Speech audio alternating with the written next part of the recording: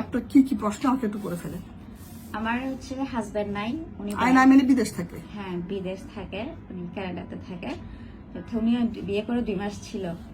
তো আমি তখনও ট্রাই করছিলাম ওই বাচ্চা নেওয়ার জন্য, কারণ আমার পিসিওএস এর প্রবলেম আছে। ওইটা আমি আগে পিসিওএস মানে আপনার মাসিক হয়নি ওষুধ ছাড়া?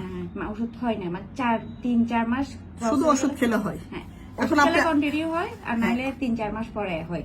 আচ্ছা, এখন আপনি আমার কাছে কি আবদার নিয়ে আসছেন বলেন তো? আবদারটা কি? আবদারটা হচ্ছে মানে আমি বাইরে চলে যাব।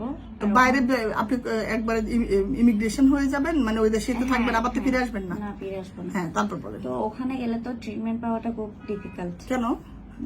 এত শখের দেশ, আপনারা সব আমাদের মতো এরকম অগামকে ডাক দিচ্ছেন, বিদেশ চলে যাচ্ছেন, আমেরিকা, কানাডা, সৌদি আরব সব।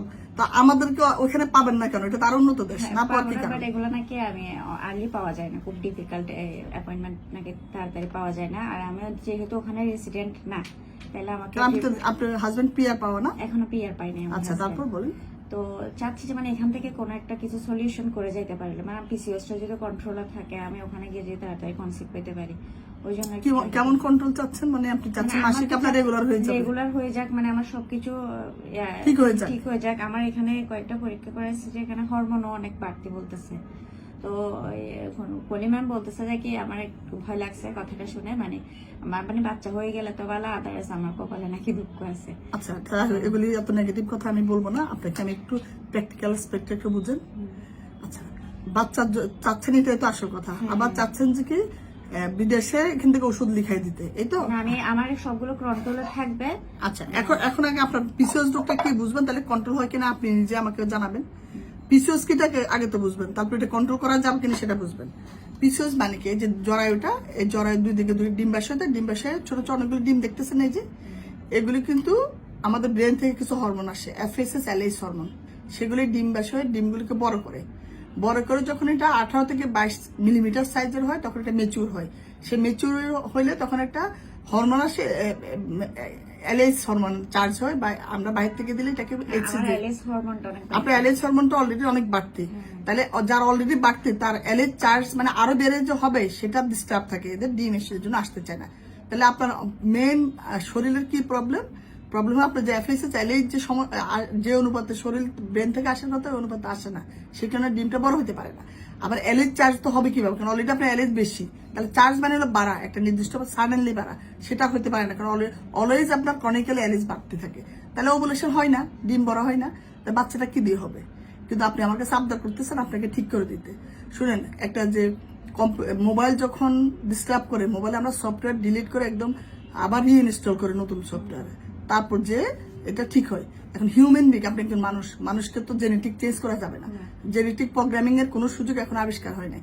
আপনাকে যে ঠিকঠাক করে আপনার যে পিসিওএস এর যে জেনেটিক্স আপনি বহন করতেছেন, ঠিক করে মাসিক ঠিক করা, এটা আমার দ্বারা সম্ভব না, এবং কেউই পারবে না, এখন ওগুলো আবিষ্কার হয়নি। তাহলে আপনাকে উপায়টা কি? উপায় হলো যে আপনার এই পিসিওএস থাকবে, যেহেতু এখানে পিসিওএসও আছে আপনার, আবার এই সমস্যা আছে, তার মধ্যে আপনার ডিমও আছে। তাহলে আমরা ডিম হাজবেন্ড আসবে, ওভুলেশনের ওষুধ দিব, ওভুলেশন যদি একটা ওষুধে না হয় আরেকটা দিব, এভাবে করে দেখে মনিটর করে টিবিএস ডিম আনবো। ওই সময় স্বামী স্ত্রী থাকলে বিশেষ যুগের বাচ্চা হতে তেমন কোনো সমস্যা হয় না। এখন আপনি আবদার করতেছেন বিদেশে ওষুধ লিখে দিবে, আপনার হাজবেন্ড তো আসতেই পারতেছে না, যেহেতু পিআর নাই। আমি যদি এমন হতো যে আপনাকে টেস্ট করে দেখতাম, যে বা ওষুধ দিয়ে ট্রায়াল দিয়ে দেখতাম যে ওই ওষুধটাতে আপনার ডিম তৈরি হচ্ছে, তাহলে ওটা লিখে দিতাম, আপনি এদেশ থেকে 5-6 মাসের ওষুধ নিতেন, তাহলে ডিমটা আপনার হয়তো কনসিভ হতো। কিন্তু আপনাকে তো আমি ট্রায়ালও দিতে পারতেছি না, আপনার সম্বন্ধে কিছুই জানি না কিভাবে করলে ডিম আসবে। তাহলে আপনাকে যে অগ্রিম ওষুধ লিখে দেওয়ার, এটা আনএথিক্যাল, কারণ পিসিওএস রোগীদের হাইপার স্টিমুলেশন হয়।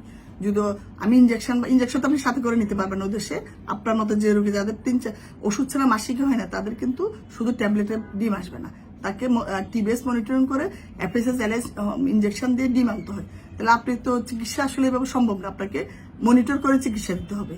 এখন আপনি হাজবেন্ড বিদেশ থেকে আমি লিখে দিব, এখন কোনো ব্যবস্থা আপনার জন্য আমাদের নাই, আমি দুঃখিত। তবে আপনার যে রোগ, এই রোগে বাচ্চা হওয়ানো খুবই সহজ, হাজবেন্ডটাকে লাগবে শুধু। আপনি কি আমার কথা বুঝছেন? আপনি হতাশ হতে পারেন, কিন্তু এটা হলো আপনার জন্য প্র্যাকটিক্যাল ওয়ে। আপনার বাচ্চা হয়তো কোনো বাধা নেই, ডিম আনতে কোনো বাধা নেই, কিন্তু স্বামী স্ত্রী একসাথে থাকতে হবে, আমাকে চিকিৎসা করার সুযোগ দিতে হবে। এবং আপনি যে মনে করেন যে মাসিক রেগুলার হয়ে যাবে, এটার কোনো সিস্টেম নাই। আর আপনার ওজন এমন না যে অনেক বেশি, আপনি অলরেডি ওজন কন্ট্রোল করে আমার কাছে আসছেন। ওজন বেশি থাকলে আমি বলতাম ওজন কমান, আপনি এভরিথিং ইজ ওকে, খালি বায়োকেমিক্যালি জেনেটিক্যালি আপনি পিসিওএস রোগী, সেজন্য মাসিকটা অনিয়মিত। সব বুঝছেন?